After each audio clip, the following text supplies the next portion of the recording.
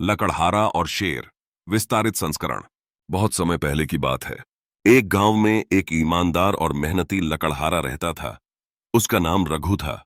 रघु रोज सुबह अपनी कुल्हाड़ी उठाकर जंगल की ओर निकल जाता और लकड़ियां काटकर शहर में बेचता। उसी से उसका और उसके परिवार का पेट पलता। एक दिन वह हमेशा की तरह जंगल में लकड़ियां काट रहा था। सूरज की तेज गर्मी में वह थोड़ा थक गया और एक पेड़ के नीचे बैठ गया। तभी उसे पास की झाड़ियों से अजीब सी आवाजें सुनाई दीं, जैसे कोई कराह रहा हो।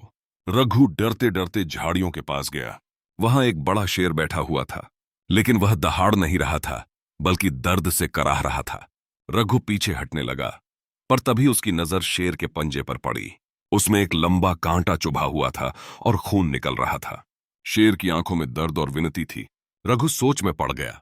रघु मन में, अगर मैं मदद करूंगा तो हो सकता है यह मुझे छोड़ दे, और अगर नहीं करूंगा तो यह दर्द में मर सकता है।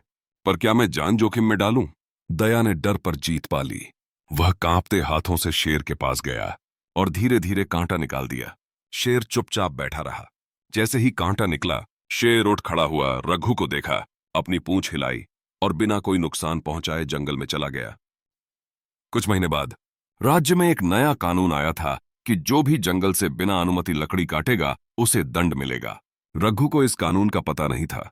एक दिन वह पकड़ा गया और राजा के सामने पेश किया गया। राजा बहुत सख्त था।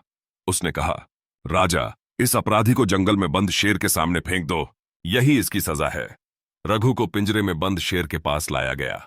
भीड़ तमाशा देखने के लिए इकट्ठा हो गई थी। जैसे ही शेर को छोड़ा गया, वह रघु की ओर बढ़ा, लेकिन फिर रुका। उसने रघु को पहचान लिया। शेर उसके पास आया, उसे सूंघा और उसके सामने बैठ गया। फिर अपनी जीभ से रघु का हाथ चाटने लगा। सब लोग चौंक गए। राजा, ये क्या हो रहा है? रघु ने सारी बात बताई, कैसे उसने एक दिन जंगल में शेर की मदद की थी। राजा बहुत प्रभावित हुआ। उसने रघु को मुक्त कर दिया और शेर को भी जंगल में छोड़ दिया। सीख, दया कभी व्यर्थ नहीं जाती। जो दूसरों के दुख में उनके साथ खड़ा होता है, उसके जीवन में कोई न कोई उसका साथ जरूर देता है।